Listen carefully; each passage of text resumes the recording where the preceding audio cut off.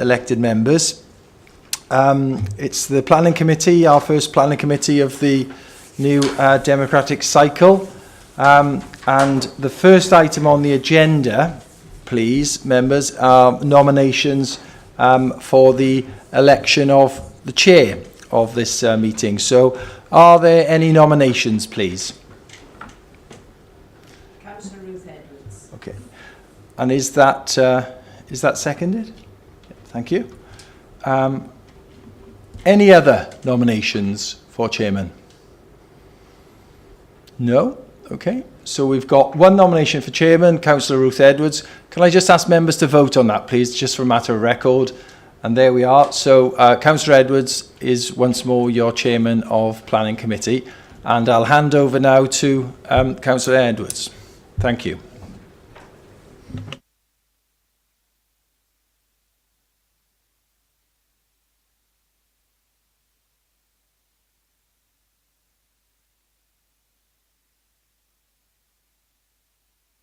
Thank you very much, Rob, and thank you all very much again for your support and electing me again, or re-electing as your chair. And I'm very thankful and grateful for all your support this last 12 months, and long may it continue, as this is a large committee and our attendance is always very good indeed.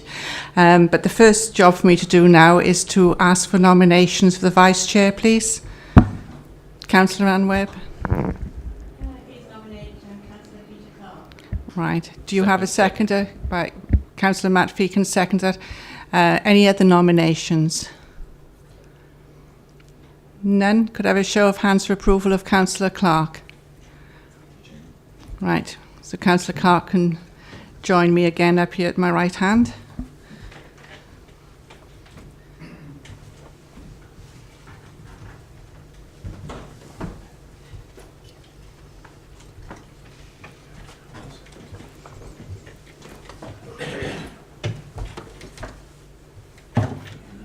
Thank you very much, everybody.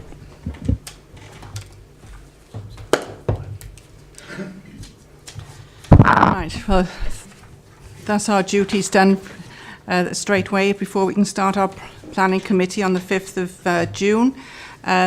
Welcome all members that are not a member of the public, bar one. Members, I think we have a few absences, but please all make sure that your mobile phones are switched off, as we are live streaming.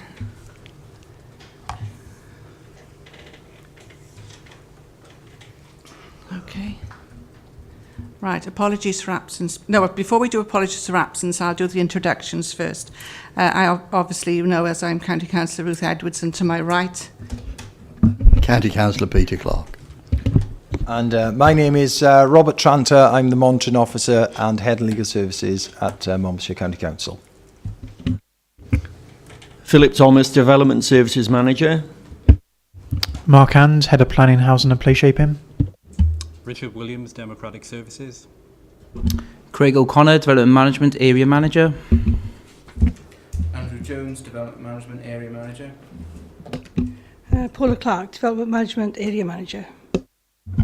Jim Keach, Tree Officer. thank you all very much indeed. Declarations of interest, please. Sorry? Oh yes, sorry, apologies first. I almost did that beforehand, didn't I? Yes, Chair, apologies from Councillors Howard, Blakeborough and Higginson. Thank you, Richard. No extra to that, Councillor Harris. No, Councillor Evans. Yes, thank you all very much. So we got that cleared. Declarations of interest now, please. Alison Wayne, Madam Chair. Right, no others coming to mind at the moment. Thank you very much. We'll go on now to confirm the accuracy of the minutes of the last committee meeting.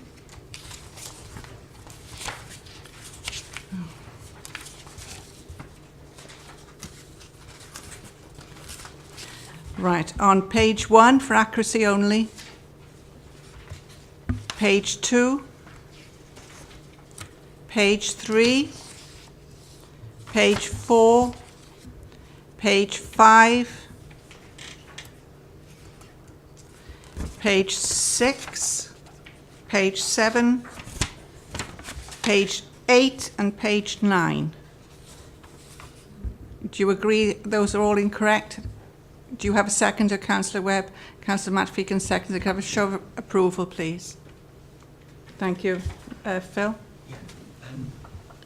Just before we start, I'd like to introducing Joanne White at the back. She's covering, she's seconded with us from Blind Quentin. She's going to be here for a year. Right. Do you want to mention it? Do you want me to? Yes, Yeah, that'd be fine. Yes. Phil has just been whispering in my ear, and I think it's better if he tells you directly. He knows exactly what is entailed. Okay, I just want to take the opportunity to introduce a new member of staff, Joanne White, who's sitting at the back there. Joanne's going to be a senior officer with us. She's covering David Wong's post, as David's going to be seconded into the planning policy team to help with the review of the development plan until another of our colleagues comes back from maternity leave, Nia Watts, so who's then going to do that substantive role. So, so welcome to Joanne, and she'll be covering primarily in the Monmouth area, the Monmouth Trellick sort of area where Dave was working. So there we are. Right, welcome indeed to you then at the back there. Also, it's a difficult one to say, but because I've been on the planning committee now, is it 14 years, and worked with one of our colleagues, one of our officers who's always been there through thick and thin, and that's Paula. This is her last meeting with us today, and she was going to be greatly missed by all of us. Most members, I should think, have met with Paula on odd issues in the planning department, and she's been one of the mainstays in the planning department, and we shall really miss you, Paula. But I'm sure on a Tuesday she'll live stream us and know exactly what's going on. Yes, yes, but we are very grateful for all your hard work, and we will miss you, Paula. So thank you very much. Thank you. She'll do a lot of baby minding, I think, now that she has more time to. Right. Do you want to say anything at all, Paula, now, as before we carry on? Oh, not really. It's just, no, it's just been, I know it's unusual for me. No, it has been a pleasure. I've done 40 years in the various councils, over 20 in Monmouth, so in the Monmouth area. So it's been a pleasure working with everybody, members and officers alike. So I will miss everybody, but new pastures await. Chair, could I just reiterate those comments of thanks from the officer side of things as well? Obviously, you said what members are feeling, but as colleagues and friends, we'll miss you too, Paula. Some of us have known you for much longer than others. She's responsible for me, trained me up in the dark old days. So I keep telling her, yeah, she's only got herself to blame. But yeah, we'll miss you, and you've done an amazing job here. So enjoy a well-earned retirement. Right, we now go on to item 6 and considerations of the applications. Do you wish to take them in order, or do you wish to take Lancaveni first, as we've got somebody wishing to speak? Yeah, Yes, that is, because we only have a public speaking. We've done. I don't know if the lady at the back understands this. If we have public speaking on an application that is further down the agenda, we usually bring them forward so that they don't have to wait a long time through the meeting for them to, do what they need to do. So you'll present this one then first. Is it Craig? Right, thank you, Craig. Thank you, Madam Chair. Yes, this application is DC 2017-01359. It's the conversion of a former agricultural building into an office at Sycamore Farm, Llandefni, down in Meiga. Obviously, members were not on site yesterday and had to look at it. Unfortunately, I wasn't able to attend. As you can see in this first photograph, the application's for the conversion of the former agricultural building, and also the retention and completion of a track to the barn as well. So this first picture here is the photo of the track itself. This is the barn in question. Would you like to go to the next photo? That's the back of the barn, isn't it? Sorry, this is the barn. Sorry, apologies. And then the next photo. So it's a metal open barn, Dutch barn, which has obviously been used to store hay previously. Next picture, Phil. That's a plan there. All right, so that is the existing plan that's been submitted with the application. Shows the footprint and the elevations, and also the siting of the barn.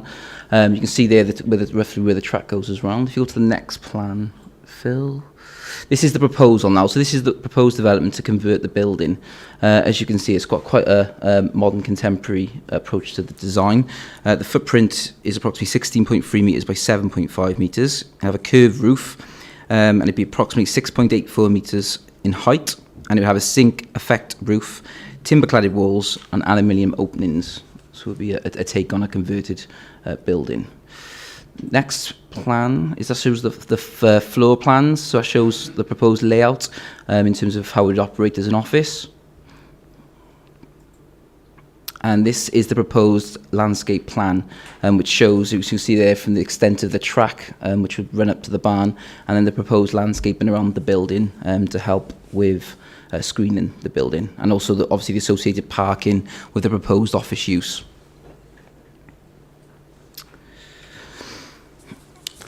So, as outlined within the report, in terms of consultations for this application, Megan and it says in your report that no response has been received to date, but they have actually come back to us now and recommend the application is refused because the application doesn't meet all the policies. Natural Resources Wales have outlined that they do have some concerns with regards to a lack of information in relation to the foul drainage and the potential impact that could pose on the water environment and the SSSI.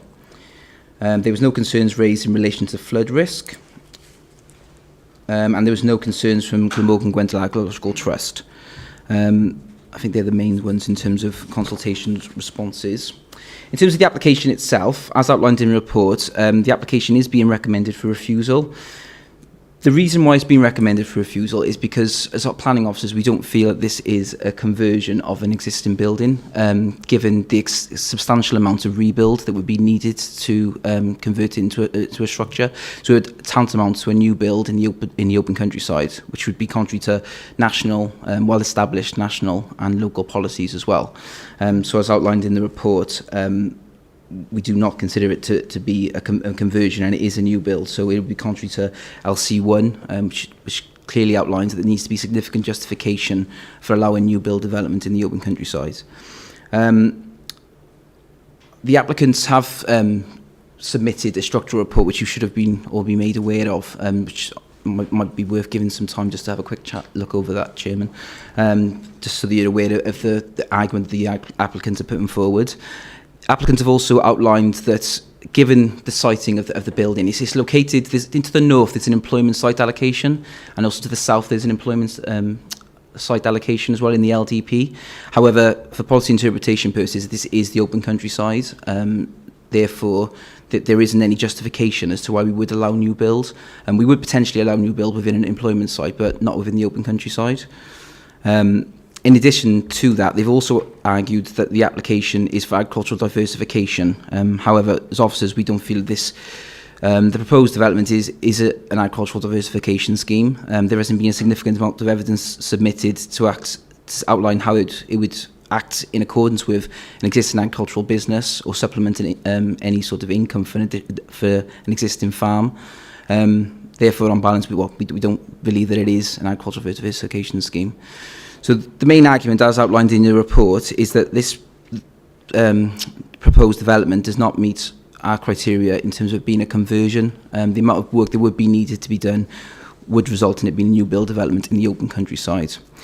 So the application is recommended for refusal for the reasons outlined in the report. Firstly, for that key principle reason that it would be substantial construction, and unjustified development in the open countryside. Secondly, due to the lack of information in terms of the foul drainage, this reason could probably be overcome with more negotiation with the applicant. However, obviously there's that key principle issue.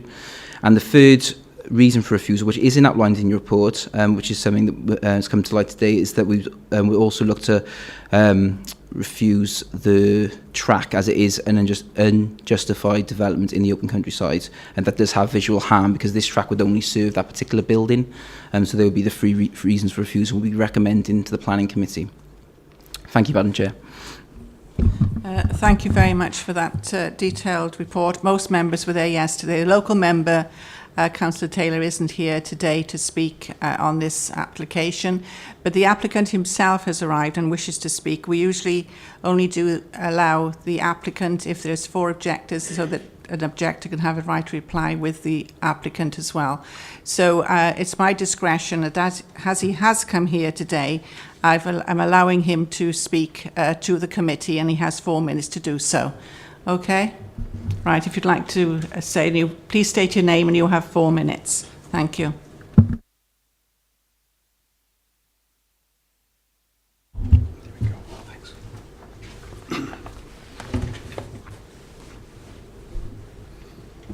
Members, Madam Chairman, ladies and gentlemen, thank you for this. I realise it's an unusual gesture on your part. Regrettably, I didn't have notification of the site visit yesterday, so I was unable to be present. So hopefully this gives me an opportunity to present my points. A little bit of background, if I may.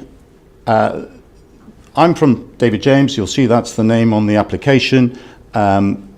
We have recently merged with Newland Rennie, and we are operating therefore within the South Wales and Monmouthshire area, and indeed across the bridge. The intention here is to create an office for staff within Newland Rennie, offering professional services for rural property landowners. That's our business. That's what I think you'll recognise the name of Newland Rennie is associated with, and it's our intention to have 10 members of staff working from this office. Context was mentioned earlier in the report, and that is essentially where I think the main point lies here. This is a triangular parcel of land which lies on the fringe of the northern fringe of the SSSI. It's up against the railway line, and to the east you have the M4 safeguarded route. To the north, the brewery houses, which you will have seen when you were on site, within the identified industrial business site. And then, as mentioned, the protected employment sites lie both immediately to the north and to the south. And so in context terms, this site, I believe, is isolated from the open countryside. And that's what I'm essentially asking you to look at. The landscape officer confirmed that there was little significant impact upon the landscape there. And we tried to work with the design of the building. It's contemporary, as you can see, retains its original shape. It has a curved roof and will incorporate those environmentally friendly aspects such as ground source heats. So the issue of conversion is, as you see, one which has caused some concern with the officers. Frankly, there isn't a lot to the building. There is a steel frame, there's a curved roof, and some bracing. But that is effectively what a Dutch barn is. And we have retained those original features where we can, and we will work with those. But obviously we have to add to that to create the office environment. Stephen Morgan, who was the engineer that we asked to visit, confirms that in his report, that utilising the existing structure and that the frame is able to support that. I believe, and I understand, that Monmouthshire has allowed conversion of Dutch barns of this nature. Indeed, I was referred the officer to one at Llanellan Court. As far as the other matters are concerned, the porosity tests have been undertaken. I regrettably haven't got that information available, but it will come, and we are certainly happy to work with officers to address any concerns they may have regarding drainage here. On that basis, members, I'm asking for your support, and I hope that you will therefore be minded to approve. Thank you. Thank you very much indeed.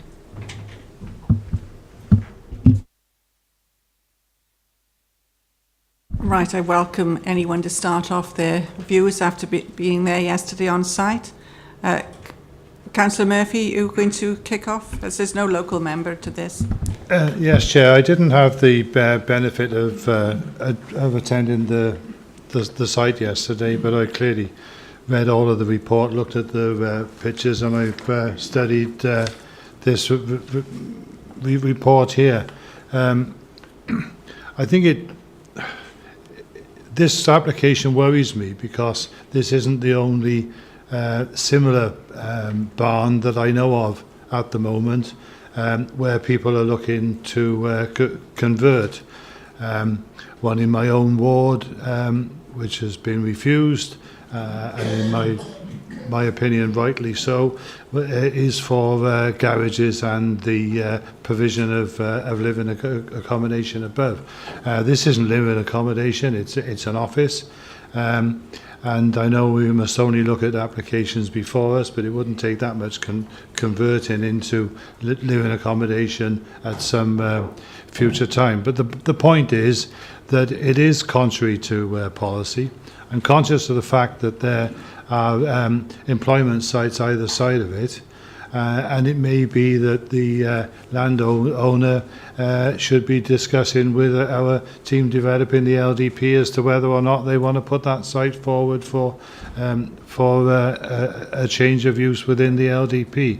But at the moment, I think it's far too flimsy a structure. It would break policy in that it would be a new building in the countryside. So under the present arrangements, I don't think I could support it. Thank you, Councillor Murphy. Councillor Anne Webb? Sorry, I thought you were waving your spectacles.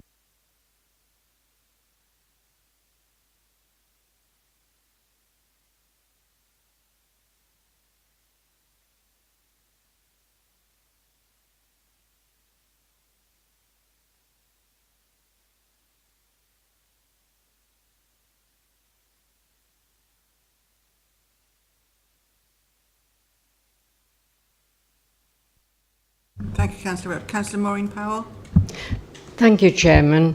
I'm afraid I cannot condone this because you've got a roof, you've got a couple of pillars and very little else. There's a bit of tin down the side. It would be a completely new build, and it is in the countryside. We were there yesterday, and although there are houses back this way, it is virtually in the middle of a field. And I don't think that we can pass this because it is, as we say, a new build in the countryside. So I would dismiss it. Thank you. Anyone else wish to comment? Councillor Harris.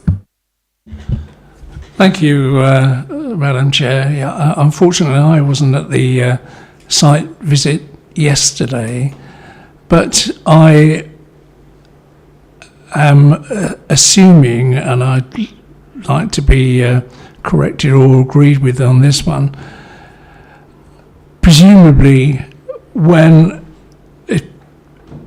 this would be ready for conversion, the only thing that would be standing on there are the steel uprights and maybe the bracing across. There would be no roof on it whatsoever, so we just see bits of steel poles sticking up into the air. Is that correct?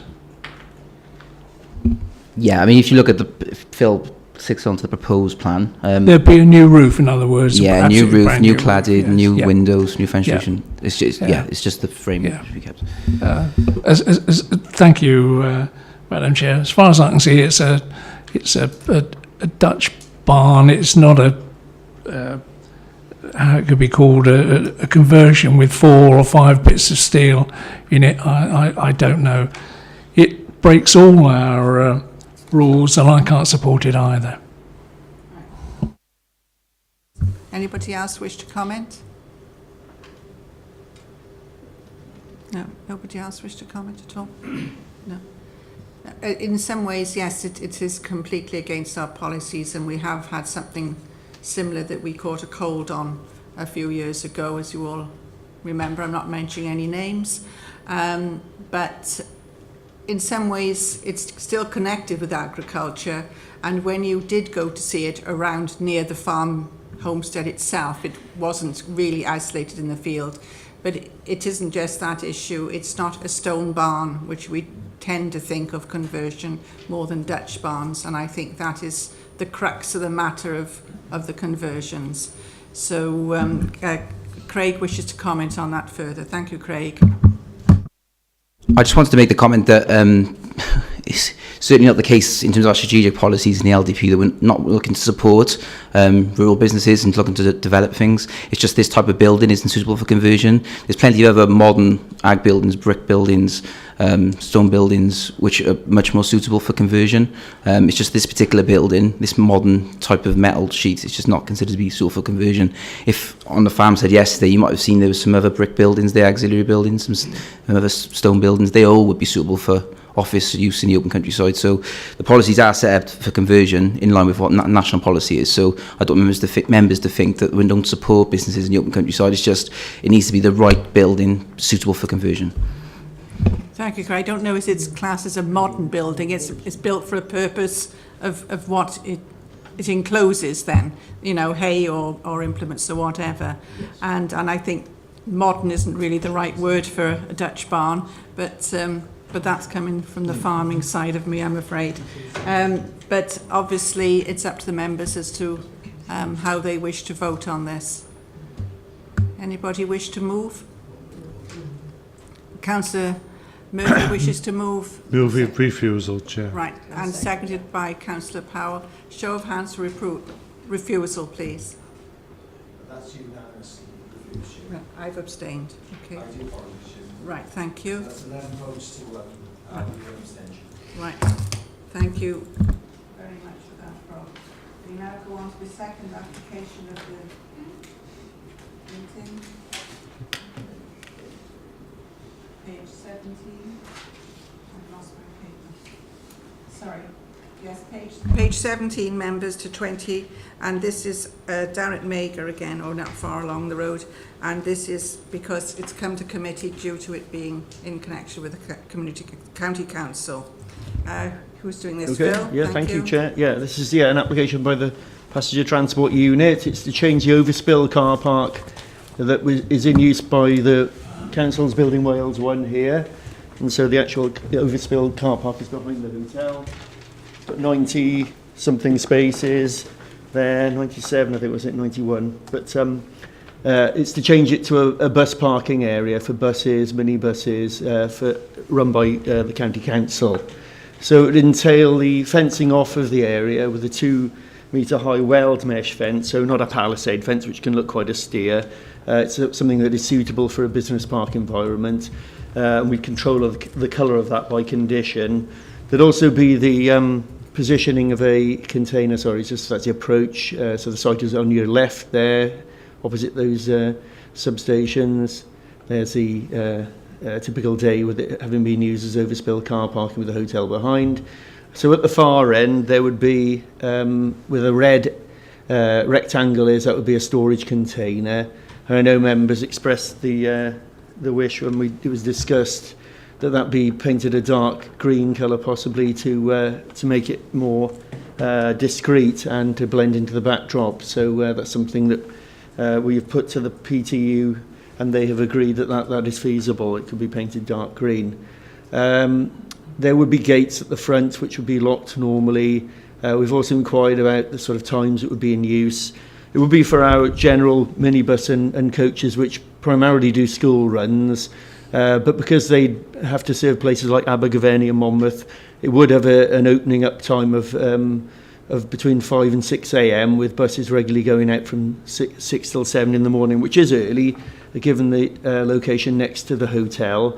But given that it's an uncontrolled car park at the moment, which could be used at any time, and it's so close to the M4, we don't think it's going to harm the amenity of the hotel, and it will be run by us in a responsible manner. The PTU unit have got a good record of management, and there are controls under environmental health legislation if it isn't being run and causing a nuisance in the sort of earlier morning hours to residents in the hotel. I mean, the hotel is a sort of business use hotel in any case, so it's not going to be somewhere where people are staying week on week. They're going to be there for one, possibly two nights for a business or an onward journey from that particular location. So it's not that sort of week break type hotel facility.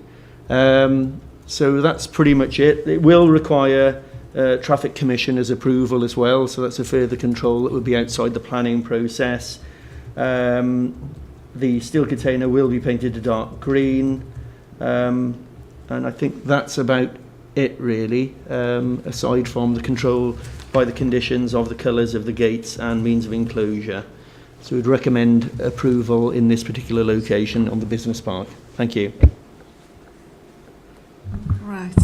Anybody wish to pass comment? Councillor Brown at the back there, please. Yes, thank you, Chairman.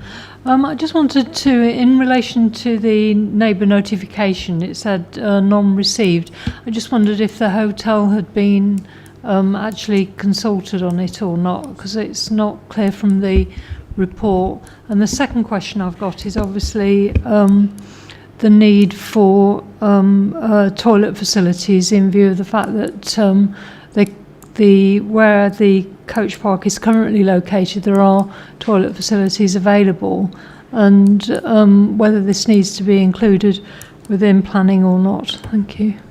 To take the latter point, sorry. Yeah, it's not strictly a planning matter, it would be a matter for the operator, but our understanding is, just to provide a response to that, is that there would be facilities available in Innovation House for the drivers to use, so loo facilities and somewhere to have a sit down and something to eat within the canteen area in Innovation House, so that that would be made available when the actual site is in operation. In terms of consulting the hotel, we're just double checking that, but I'd be very surprised if we didn't. We wouldn't just rely on a site notice. I'm 99% certain we'd have contacted the hotel. We'll just check that and come back to you on that particular point. Thank you, Phil. Councillor Webb? Just a small concern, I'm sure. We value the comments from town and community councils, and Neighbour and Endy haven't responded to the previous application when that was listed in November. Plenty of time for them to respond, and they also haven't responded to this one, and it does concern me. Perhaps they need a bit. I think they did comment in late correspondence. They were happy with this. Yeah. Thank you. Yes, thank you, Davis. Thank you, Madam Chair. I think it's a good location. It's very close to the motorway. It can be on the motorway probably within 3 or 4 minutes. There's no objections that I can see to this scheme at all, and I would like to move approval. Thank you. Thank you. Just give the answer to the whether we consulted the hotel, and then.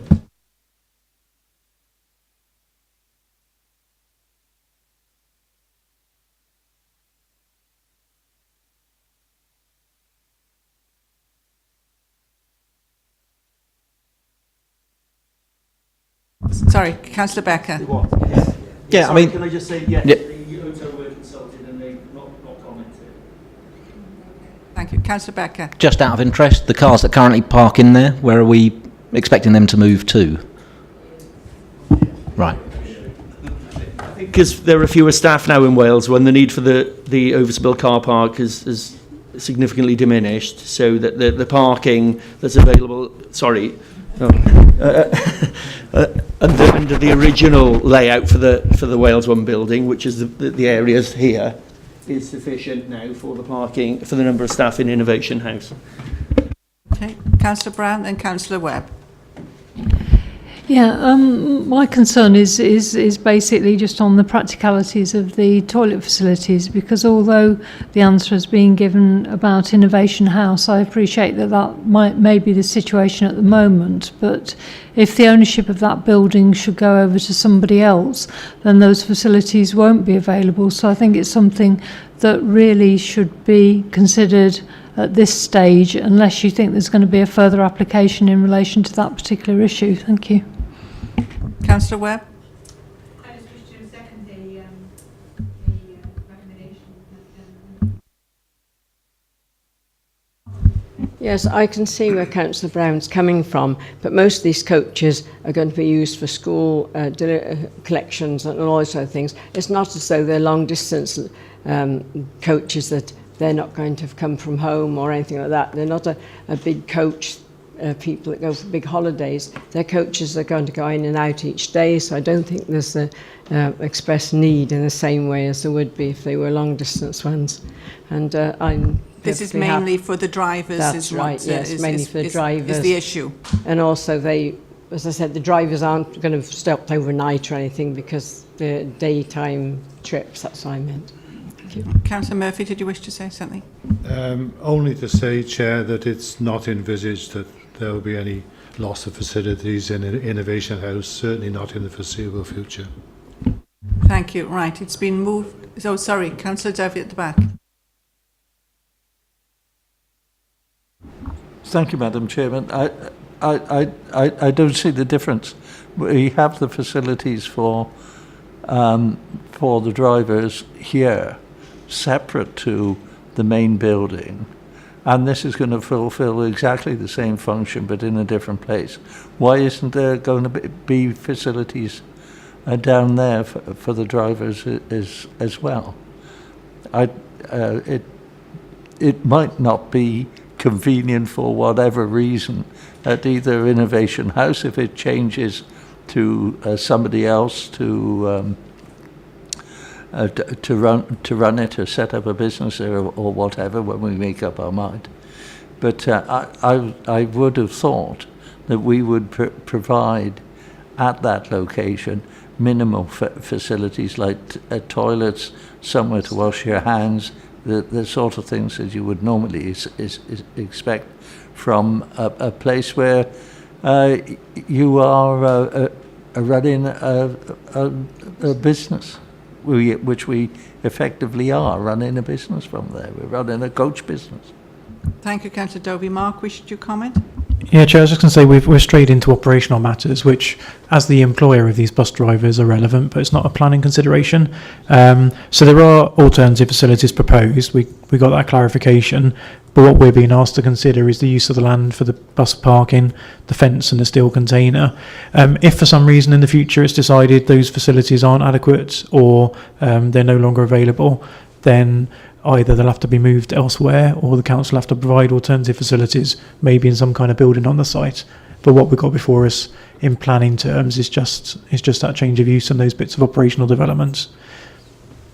Thank you for that, Mark, but I think it can be noted our concerns on that issue, so that if it does arise, we can say, well, not really we told you so, but it was raised at this particular meeting. So does somebody wish to move the approval for the parking and the coaches then? Right, thank you. And you have a second. Show of hands for approval, please.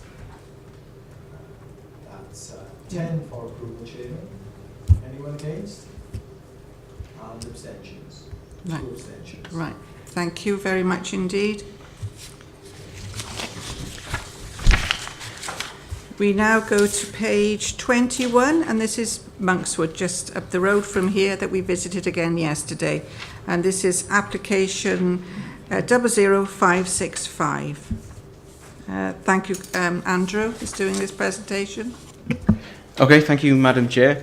So yeah, this application relates to a parcel of land located along Rumble Street in Monkswood, and it sits adjacent to a property known as Fair Oak. So if we just run through the photographs, that's a view in the site to the west, looking to an area of dense woodland. The next photograph is to the south of the site, where you've got a bit of a landscape bund. The next site is to the northwest, and you can just see to the side of the photograph, the landscape slopes up there quite steeply to the north. And the final 2 photographs are of the access, firstly of the view from the north exit in the site, and then to the south. So this application seeks to modify the wording of Condition 3 of previous planning permission DC 2015-01136. That permission was for the erection of 10 glamping pods and an associated utility block and a grasscrete parking area. This was granted July last year by yourselves at Planning Committee, and the condition in question, number 3, set out, and I'll read it as follows. The site shall not be used for the approved use between 30th September in any one year and 1st of March in the succeeding year. During this time, all pods shall be stored on the car parking area identified on drawing 2016-085-9901. And if we can see there, it's the far right hand side, you can see that car parking area where it was anticipated the pods during the closed months would be sited in that area. So the application now before us is to remove the second line of that condition to enable the pods to be sited in their approved location that they would be during the open season. So in terms of officers' consideration of this application, since permission was granted in July 2016, the Council has now adopted supplementary planning guidance in relation to sustainable tourism in November of last year, and it's worth highlighting a section of that, section 4.18, which sets out that glamping accommodation, such as yurts, teepees, shepherd's huts, should be taken down or relocated out of season. However, the necessity for this will need to be considered on a case-by-case basis, depending on site context and landscape visual impacts. So that's where we are now. Our main consideration here is the additional visual impact of the pods being in situ during the close winter months. And as you'll recall from your site visit, the site is quite well secluded. There's an area of woodland to the west. There's a steep landscape. The landscape rises to the north. It's approximately in excess of 100 metres from Rumble Street to the east. And it's also worth noting one of the original planning conditions was a detailed hard and soft landscaping plan. That's been submitted to us and agreed, subject to its implementation. So the pods would now sit within a bespoke designed landscape for them. So officers are of the view that taking the pods from that agreed location, set within an agreed landscape and amalgamated in one spot is potentially more harmful than them being left in situ. The condition still remains in the first part about being closed during the winter months. So officers are of the view that the impact is acceptable. There have been objections from 5 residential properties, and the main concerns being the site being used permanently throughout the winter months. But that's not what's before us. The condition is still there that site would be closed. It's believed to be enforceable, and if the applicant wished to do that, they'd have to apply to vary that part of the condition. So, in conclusion, it's recommended for approval to members to delete the second line of that condition. Thank you very much. Thank you, Andrew. And as I say again, most of us were there yesterday. The local member, Councillor Val Smith, has given her apologies. Otherwise, she would, as you know, be here to speak this afternoon, but that wasn't. She wasn't able to. Her main concerns that she said to me was about it being open all year round. That was her main concern. So as long as the committee are aware that that is not what is proposed, it's a matter of whether you think they should move from the actual site where they're constructed across to the car park. Councillor Murphy. Yeah, thank you, Chair. And as you know, I wasn't there yesterday. I was chairing the meeting here, but I did go to site originally when it was there, and one of the concerns we had about that condition at the time was we were actually moving them from a relatively secluded position into one that was absolutely open. And there was also the prospect of damage to the pods as they were being moved. I think from a practical point of view and from a visibility point of view, it is probably better that they remain where they're going to be let. And on the basis of that, I'd be happy to move approval. Thank you, Councillor Murphy. Councillor Alan Davis, then Councillor Power. Councillor Murphy has just taken the words right out of my mouth, because it would be more visual impact to move it to the car park than it currently is. And as far as the objections from neighbours are concerned, I mean, we were at the site yesterday and you can't see any neighbours, and I would assume that no neighbours can actually see the site either. So I would have thought from their point of view it would be better to leave it where those units where they are rather than move them to the car park. So I would second Councillor Murphy's proposal. Thank you. I also think when you think of the practicalities of moving them and damage, they obviously wouldn't be re-erected in the car park. They would be stacked, presumably, so they wouldn't be in situ like they are at the moment. So you would have a bit of a mess to look at anyway. Councillor Powell. Thank you very much. I was just going to second Councillor Murphy because I agree with everything he said. So it's been proposed and seconded, so a show of hands for approval. That's unanimous, Chair. Right, thank you.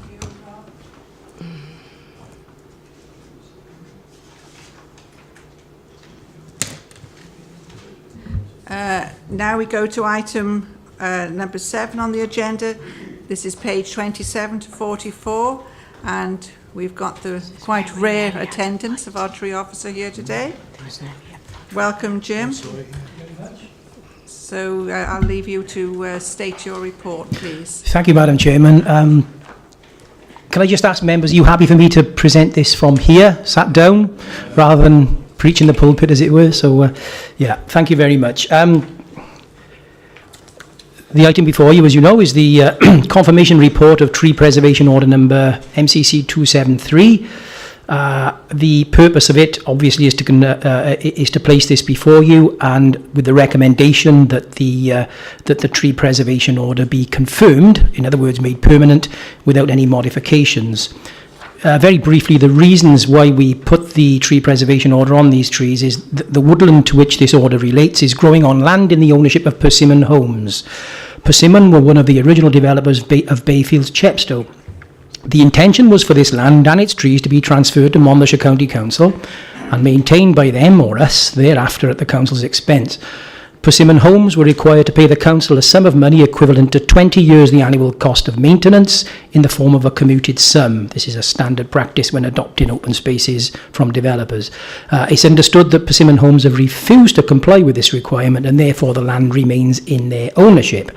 Over the years, a number of the trees on this land have, for various reasons... Sorry, am I going too fast? No, you're fine. We're fine. Over the years, a number of these trees have, for various reasons, been pruned or removed, and this has occasioned numerous complaints from concerned residents that the visual appeal of the woodland was being eroded, and I myself have had a number of complaints regarding the way some of those trees were being hacked about. During November 2017, Mark Cleaver and Jonathan Wassell of the Council's Landscape Unit held a site meeting with residents and the local member, Councillor Dovey, to discuss this plot of land. And in view of the fact that Persimmon had little or no interest in the trees, it was perceived that they would have no interest in retaining any of them either, and would in all probability take no action if residents removed trees willy-nilly. There is also the possibility that this land is being retained in order to pursue infill development at some later date. Consequently, Mark Cleaver made it plain to me that he felt the making of a tree preservation order would be expedient. It should be noted that in 2014, Natural Resources Wales produced the world's first study into urban tree canopy cover. The survey was entitled Tree Cover in Wales, Towns and Cities, Understanding Canopy Cover Better to Better Plan and Manage Our Urban Trees. The report assessed the square metre of coverage of canopy spread within each town's total area in order to arrive at a percentage. Surprisingly, Monmouthshire, despite being perceived as a green county, fell below the national average for urban tree coverage, whilst our neighbouring authorities, Torfaen and Blaenau Gwent, were well above the national average. Taking into account all the factors, plus the statutory duty placed upon us as a local planning authority under the Town and Country Planning Act to protect trees, a tree preservation order was prepared and served upon the landowner, Persimmon Homes, and in line with the legislation, copies of the TPO were also sent to residents whose properties share a common boundary with the woodland. Some of those residents, members you met yesterday. 3 letters of objection to the TBO were received and are appended to this report. The relevant policy, of course, is Strategic Policy S13, Landscape, Green Infrastructure and the Natural Environment. The TPO was obviously issued to comply with that. So that's about it. If anybody has any questions, Madam Chair? You're here to answer them. Yes, indeed. Yeah. Right. Thank you, Jim. A lot... I wouldn't say enjoyed the site visit yesterday, but there again it was very interesting. Councillor Dovey, I believe you're the local member. Thank you very much, Madam Chairman. I was very pleased that we were able to offer you a little in-town entertainment yesterday.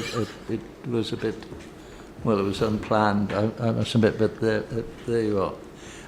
The problem here is the fact that once Persimmon had built the houses, then they had virtually no intention at all of honouring the agreement that they would pay a lump sum that would enable that area of land to be looked after by the council. I'm right about that, Jim? Quite right, yes, yeah.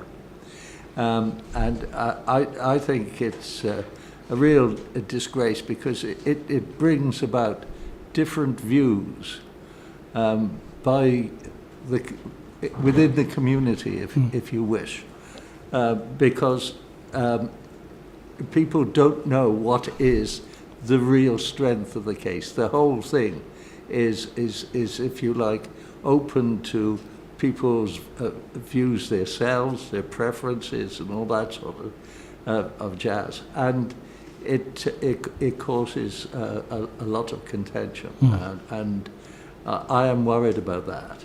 I would like to ask, if I might, Rob, what exactly is our position with regard to Persimmon not honouring their agreement with us, and what action can we take? Because I've got another Persimmon site which is just being completed, and there's a ransom piece of land there, and they are showing absolutely no signs of doing the right thing by that. And I've literally had to come down on them like a ton of bricks, which I can do at the moment. I'm not going to be able to do in the future. And it breeds ill will locally within the community. So I'm really concerned about this. Rob? Shall I answer that, Chairman? Yeah, if I can... If I can assist Councillor Dovey, I would have thought that Persimmon entered into a 106 agreement, a Section 106 agreement with the council many years ago regarding this site, and one of the proposals or the intentions within that Section 106 agreement was that Persimmon would transfer that piece of land over to us, and in doing so they would grant us a commuted sum. Now, as it turns out, Persimmon haven't done that. That perhaps isn't that big a deal for the council, in that the council doesn't want to take over random pieces of land without payments of commuted sums. They don't want, to increase their sort of liabilities and maintenance of these pieces of land. It would result, I think, in the council having to write to Persimmon to find out what their intentions are regarding this piece of land. If that hasn't been done already, it may well have been done. I don't know. And the final solution, if I can term it that way, would be that the council could commence litigation against Persimmon. But frankly, for a piece of land like this, I don't know whether the council would want to do that. It would obviously, we would have to consider that very carefully. So that's the position. A 106 agreement would have been entered into. Persimmon should have transferred that land and paid the council a commuted sum. They haven't done so, and seem to have no interest in doing so. So that would require some further investigation. I trust that assists. Can I come back on that, Madam Chairman? I think there is it's a matter of principle here.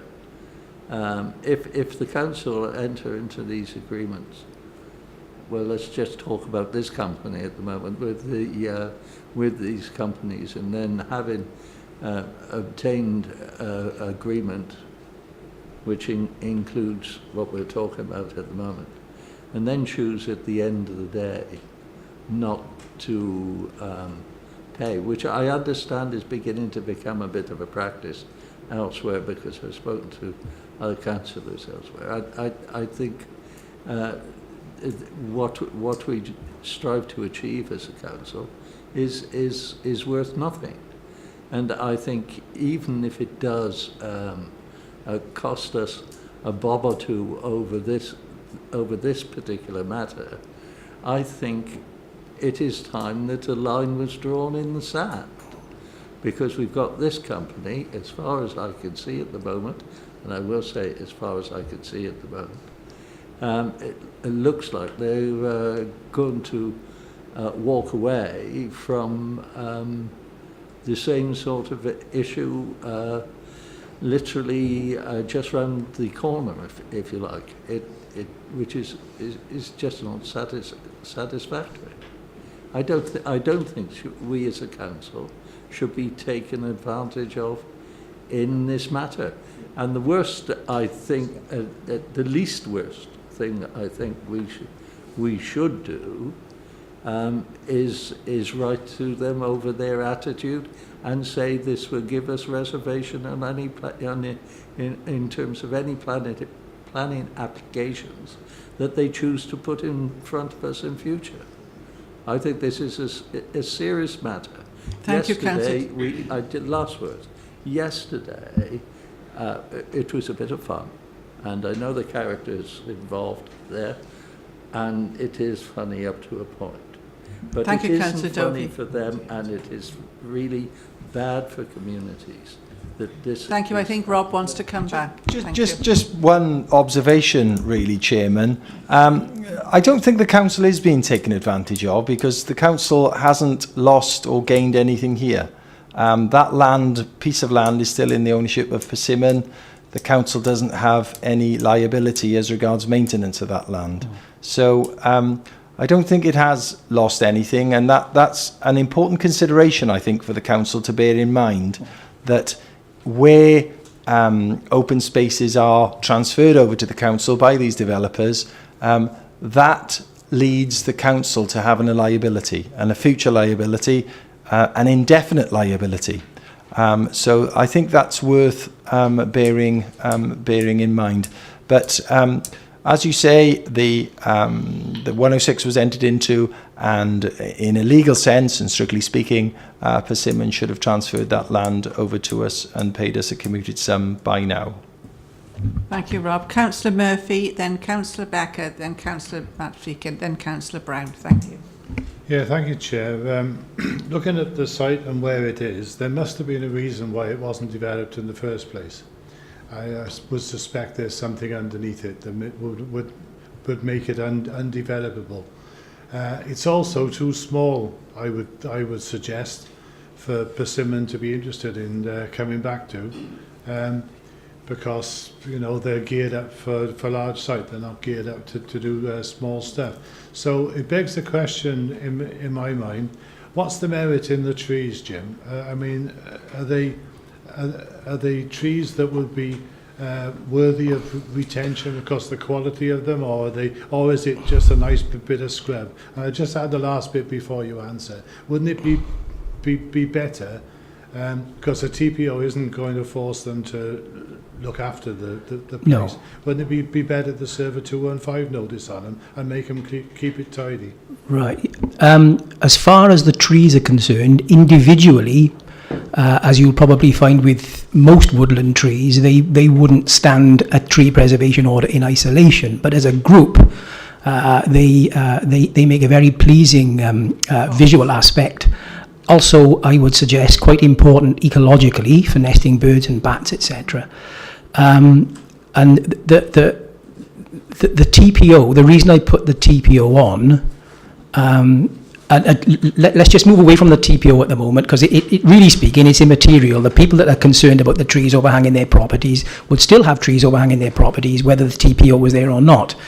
The only thing that this allows us to do is to make sure that if and when anybody wants to cut any of those trees back, it's done in a professional manner, as opposed to sending, for want of a better word, and I say this with the utmost respect, but I've seen many of them over the last 40 years, sending cowboys up ladders with chainsaws that just hack them about.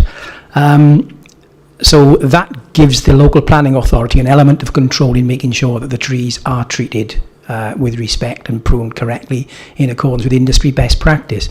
Apart from that, the residents still have trees overhanging their property, which Persimmon Homes have a duty of care legally to ensure that, as far as is reasonably practicable, those trees do not pose an unacceptable risk to their properties.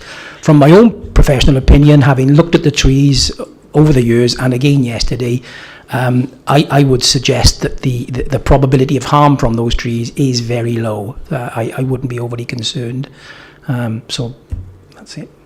Chair. If I could just come back, what about the state of the place? Because I'm told it was totally overgrown. Well, There's yeah, rubbish in it, I accept that, but that's not. doing it. Yeah, that's something that we should look at separate to this. We, you know, with all due respect, this is a confirmatory preservation order or not look at the understory. But I do take your point, and if I can come back, the question was raised earlier about the spending money on this land. Well, I know personally, going back to my grounds maintenance days, when I was working with people like Tim O'Donovan, who you'd all be aware of, and Tim Bradfield, we spent a lot of money on that land trying to keep it in reasonable shape before it was taken on. We cleared rubbish from it, we cut trees back, we offered to repair fences when a branch broke a fence. So we have spent quite a lot of money over the years on that land and on those trees, and Persimmon still haven't come forward and offered up that commuted sum, which is a legal requirement. Thank you, Jim. Mark wishes to comment now, then I'll take Jez Becker afterwards.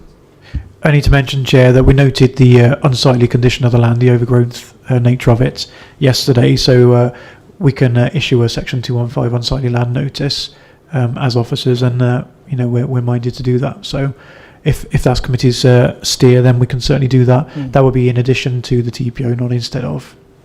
I think also to bear in mind that it's the time of year actually where we were looking at it. If it was in the winter, it wouldn't look anything like it did as yesterday, because we've had a lot of rain. There's a lot of growth of nettles and all that sort of thing in the winter with the leaves falling, and most probably die back to, just a rubbishy mess. And in some areas of the country, I'm sure there are communities that would love to have that in their midst. And very often get together and take care of it and keep it tidy. But obviously, as we witnessed yesterday, it's not a neighbourhood that is going to get together to maintain it and enjoy the trees and the birds or whatever. But obviously, once the trees are gone, they're gone. and that would be a great shame to me. Councillor Becker next, please. Thank you, Madam Chair. I'm all in favour of the TPO to stop both the infill and ensure the professional nature of whatever happens to maintain the trees. I'm also in favour of some further action to get them to clean the place up. But on the wider issue of Persimmon not having fulfilled their obligations, I think that whilst we haven't lost anything because we haven't gained liability, why do we bother making those deals if we're not going to take those things on? It's the thin edge of the wedge for them trying to cut corners. They're eroding the trust that we're supposed to have with them as a developer and as a council. And I think that, it's not a case of, is this a financially viable thing to take a legal case forward for? This needs to be an example and a rap on the knuckles of, no, you made a deal, you stick to the deal. So, from that wider point of view, I think that we really do need to have a look at that. I'm not altogether sure we actually did make a deal with them as a local authority. I mean, the land was assumed that it was going to be adopted. I think Caroline Bambridge in legal may be able to tell me more about this, but it was intended for adoption, but the commuted sum never came forward, and that's why Tim O'Donovan, on behalf of the local authority, washed his hands of it. So there we are. Thank you, Jim. Mark wishes to comment again. Yeah, Chair, I was just going to go back a step and talk about the concept of these open space areas. It's very much the choice of the developer whether they either keep the land and manage it somehow themselves in perpetuity or pass it to us. And if they pass it to us, they have to pay us, which is this 20-year commuted sum. So that's fairly standard practice. Typically, developers will pass it to us and pay because they'd rather get it off their hands and not have different bits of land dotted around the country or the wider UK. But there is no legal requirement on them to do so. So what the legal agreements would typically say, I haven't looked in detail at this one, is if it's passed to us, they pay the commuted sum. So I would suggest they're probably not in breach of a legal requirement yet. Possibly we've maintained this land for many years on the assumption either it was ours or it was coming our way. And it may have been prudent with hindsight to have had this argument a bit sooner with them. So we've in effect probably been maintaining it for free, and they should have been paying. But I think probably in terms of legalities or moralities, it's not as black and white as perhaps some of the discussion was suggesting. We'd rather the land came to us typically, because then we do have control over it in the future, and it's within our gift to manage it. for them now, they've got this bit of land. There is no management company set up. There is no income for them. So it is, in effect, a bit of a liability and a burden for them. So, I mean, it is worth me having one more conversation with them to see if they are going to change their minds with their new regional director. But assuming it isn't, then the land is ours. Sorry, it's not ours. So the trees are not ours. And that's why this TPO has come forward. Thank you, Mark. Councillor Feakin and then Councillor Brown, I believe. Thank you, Chair. I just want a very quick question on that point for Mark, if I may. If the land was ours, would we put the TPO on it? Can I come in here? Sorry. Yeah, I was going to say no, but I'll pass over to Jim. Yeah, quite right. No, we wouldn't, because it would make a bit of a legal nonsense that we would have to apply to ourselves before we did any work to it. So the thinking is that from government is that councils do not put TPOs on their own tree stock because nobody could prune them but the council anyway, because if anybody did, that would be criminal damage. So no, we wouldn't put a TPO. We couldn't prosecute ourselves, no, quite right. But it would mean that you could maintain and see to them without... We would try where we can, if funds allow, to be good neighbours to people, yes. Councillor Brown. Oh, sorry, Matt. Thank you. And my reasoning for that question was that maybe if we were to suggest to the new director of Persimmon Homes that we're just about to put a TPO on these trees, and we're also about to issue them with a Section 215 notice for the unsightly land, to basically bring it back into the condition. Within the reports pack, page 57, there's a street view from Google, which shows a very well kept, very well managed parcel of land, which if that's an asset for everyone to have in their neighbourhood. At the moment, there's no environmental management plan or anything else in line. My thinking would be that if we was to create the instance where Persimmon would have wished that they'd have given it to us, or would wish that they would prefer to give it to us now, rather than sit there and have to accept a TPO and a Section 215 notice and cost them money, they might just be persuaded, with that sort of gentle persuasion, to walk down that path. If we were to put the TPO on there, would we then, and then, for argument's sake, Persimmon were to give us the land, would we then take the TPO back off, or would we be? Yes, there would be no reason to keep it. The only reason it's there at the moment is to control the way those trees are treated. If anybody wants to cut them back, they are legally obliged to make an application to the local planning authority. Then I get involved and I can make recommendations as to how to prune them correctly, and we can impose conditions on consents to do work. Sorry then, Jim, if I may come back just one more point there. So if we were to issue that TPO today, and then for argument's sake, Persimmon were persuaded to grant us that piece of land and that came into our ownership, would that TPO automatically fall away, or could it come back? No, it would have to be legally revoked. Would that have to come back to us to be legally revoked? Or I would do that. Right, yeah, okay. In this committee? You'd bring that back to this committee to say there was a TPO? I have delegated powers. I wouldn't need to do that. Okay, I wouldn't need to do that. Yeah. Thank you. Councillor Brown? Yeah, listening to what's been said before, I mean, I certainly would support a Section 215 notice in terms of tidying up the land. And I just wondered, in fact, if you get a TPO, obviously with a TPO you've got to say how the branches and so forth are cut. So, I mean, if the council did sort of a joint approach on that, not only tidying up the land, but also, pruning the trees at the same time. I don't know whether that's possible within the Section 215, because obviously the picture we've got from the Google picture is basically, a very tidy site with, separate single trees. And what we got when we saw the other day was basically a nettle-grown mess with overgrown branches and everything else. And wonderful for butterflies.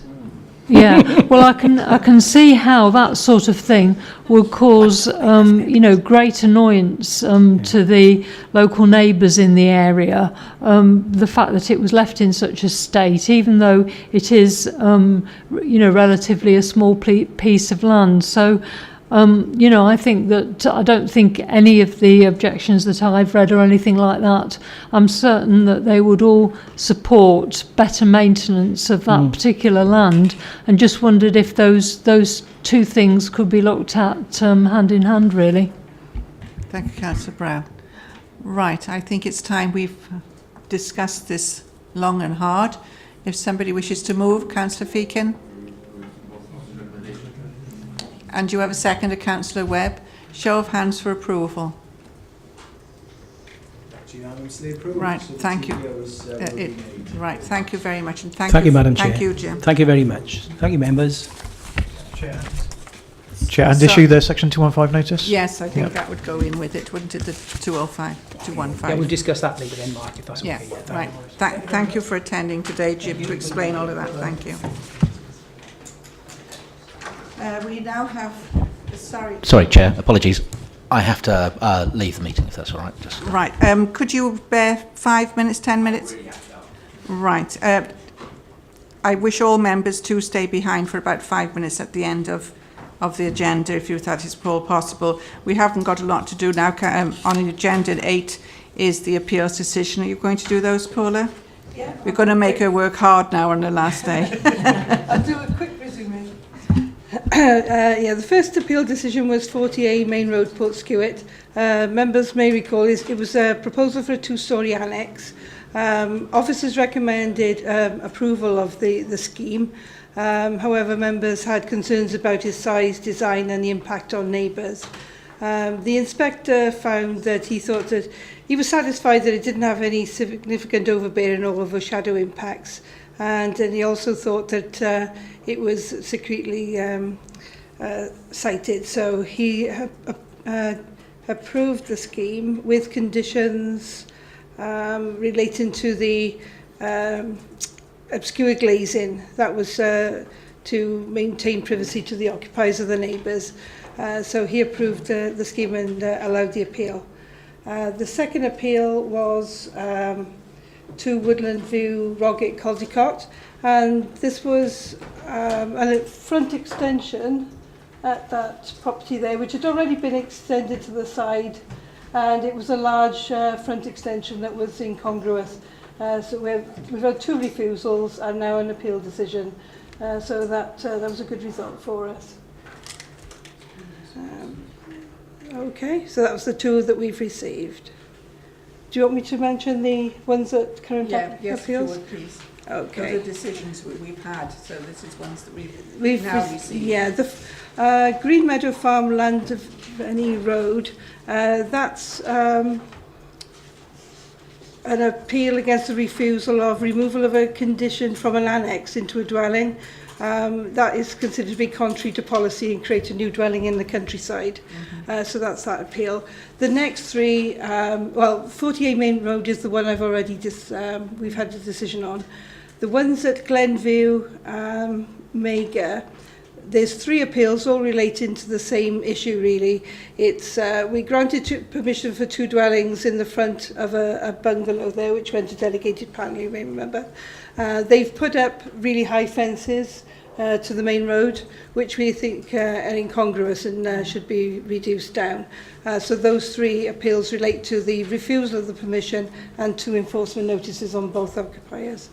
And the last appeal, Great Allway, that relates to a barn conversion that we've refused on the basis that is doesn't comply with policy because it incorporates a large extension and there's a lot of rebuild. So it's contrary to policy. So that's the latest appeals. Right. Thank you very much indeed for that, Paula. I believe Phil wants to mention to me earlier what you wanted to say to committee at the end. Oh, is that about the design tour or? No. No. Oh. You said, and I said, well, we'll do it 5 minutes. Oh, what, the community council training? Yeah, that might have been, yeah. So, I don't know whether members are aware, we've sent emails out to the local town and community councils about an enforcement training next Monday evening here. And we've had a pretty poor response. So we've sent an email and then a reminder email some time ago. And then my colleague has chased up phone calls to the clerks. So we've only had 11 out of 30 places booked. So It'd be useful if you could have a word with your respective community councils to see if they've actually asked for a place to, you know, they've got a commitment to a place from their particular community council. We'll follow it up with an email to members, all local members in the council, to highlight it and to ask if they can contact their local clerks to make sure somebody is attending. And of course, if you can attend yourself, then that looks as if it's going to be an option. It's starting about 5 o'clock next Monday, I know, yeah, and it's going on till about 8 to 8:30. Oh, right. But there will be breaks and there'll be coffee and biscuits. Wow. Yeah. Councillor Dovey? A simple one, Madam Chairman. Have you had a response from Chepstow Town Council? I'm not coordinating that, so I can't answer that. I can tell you afterwards, Councillor Dovey, if you want to come down, I can check with my colleague. Right. Okay. Also on Friday, we've got the design tour. Have members replied as to whether they were coming or not, please? Yeah, they have. They all replied. That's good. What time do you wish to... 9:20 we're departing.